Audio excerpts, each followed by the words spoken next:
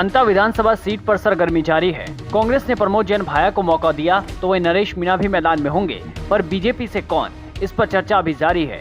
इस बीच बीजेपी का positive attitude देखकर लगता है कि वो नरेश मीणा को चुनौती ही नहीं मानते। बीजेपी के मंत्री सुमित गोदारा से जब पूछा गया कि नरेश मीणा कहीं समीकरण तो नहीं बिगाड़ेंगे, तो देखिए उन्होंने क्या कहा।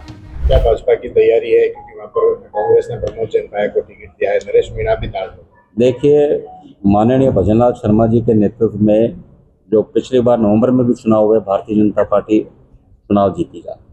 और माननीय मुख्यमंत्री जी के द्वारा जो पिछले 21 माह में जो कार्य किए गए हैं, उसके बदौलत अंता सीट भी जीतेंगे और राजस्थान में पुनः भारतीय जनता पार्टी की सरकार भी 2028 में बनाएगी।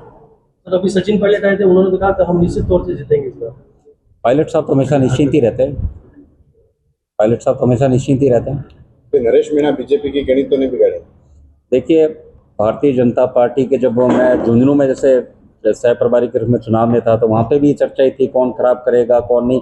पर देखिए, आम आदमी समझ चुका है, भारत का नागरिक बड़ा जागरूक है, वो समझ चुका है कि देश प्रधानमंत्री नरेंद्र मोदी जी के शासन में जिस तरह आज हम आपके क्षेत्र में 2 दिन के प्रवास में सड़कों का जाल देखा, जिस तरह बदलाव हुआ आम आदमी देख रहे हैं, उसे कितनी सुविधाएं मिल रही है, देश आगे बढ़ रहा है, उसे गर्व की अनुभूति हो रही है। और जिस तरह माननीय भजनलाल शर्मा जी का शासन में आप 21 माह में देखिए युवाओं में कितना उत्साह है। पेपर लीक, एक भी पेपर लीक राजस्थान में नहीं हुआ।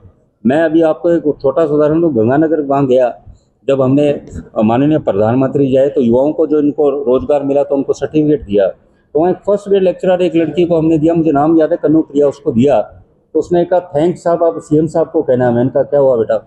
उसने कहा साहब आप सीएम साहब की वजह से, आपकी सरकार की वजह से मैं लेक्चरर बनी, नहीं तो पेपर लीक होते थे, मेरा नंबर कभी नहीं आता था। उस बच्चे की आंखें बता रही थी, कितनी खुशी हो रही है। आप ये देखिए बच्चों को, ये बहुत बड़ी बात है। ये आप इस बात को आप सोचिए कि आज 21 माह में एक भी पेपर लीक नहीं हुआ, नहीं तो हर बार पेपर लीक होते।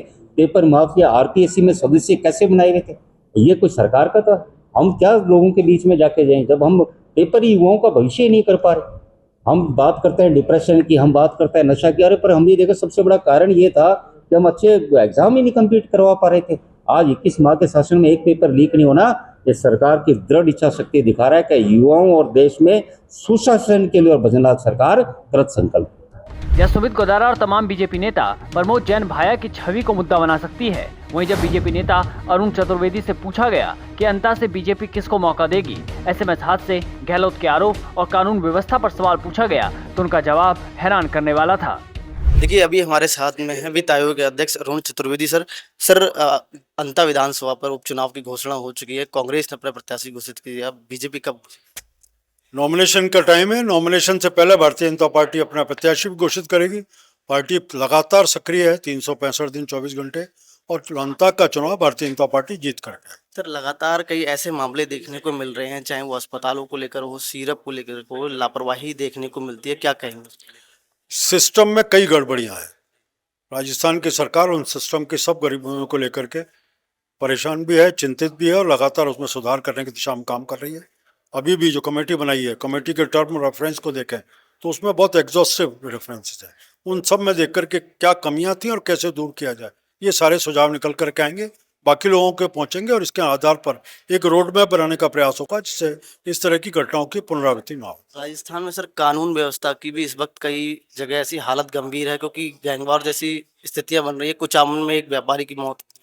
देखिए, लगातार इन आंकड़ों को देखें 20 महीने के, तो पिछली सरकार की तुलना में देखें तो कानून व्यवस्था के हर क्षेत्र में लगातार कमी आती जा रही है। उसके ऊपर नियंत्रण है। उसके कारण ये है, सरकार की इच्छा शक्ति है, सरकार की एजेंसीज लगातार इस तरह के गैंगस्टर्स के ऊपर प्रभावी कार्रवाई कर रही हैं, और एक एक करके उन सबको कहीं ना कहीं राउंड अप कर रहे हैं। सर, अशोक गहलोत जी कह रहे हैं कि हमारी योजनाओं को बंद नहीं किया जाए, कुछ अपने नाम से ही योजनाओं को चालू किया जाए। बंद करने का जो है, जनता कहीं ना कहीं इससे प्रभावित है। भारतीय जनता पार्टी की सरकार जनता के हित में देख करके कार्यक्रमों को रिव्यू करती है, और उनको कैसे अधिक से अधिक लाभ दिया जाए उस दिशा में काम कर रही है। शुक्रिया सर। तो अभी थे हमारे साथ वित्त आयोग के अध्यक्ष अरुण चतुर्वेदी जी, जिनसे हमने तमाम कई मुद्दों पर अहम सवाल पूछे। उनका कहना है कि कहीं ना कहीं जो है अहम फैसले लिए जा रहे हैं, और कहीं ना कहीं कानून व्यवस्था और कहीं ना कहीं जो है सरकार में कुछ कमियां हैं, उसको दूर करने की कोशिश करेंगे। बने रही मेरे सहयोगी राजेंद्र के साथ, मैं आरब सिंह, पॉलिटिकल पंचायत, जयपुर।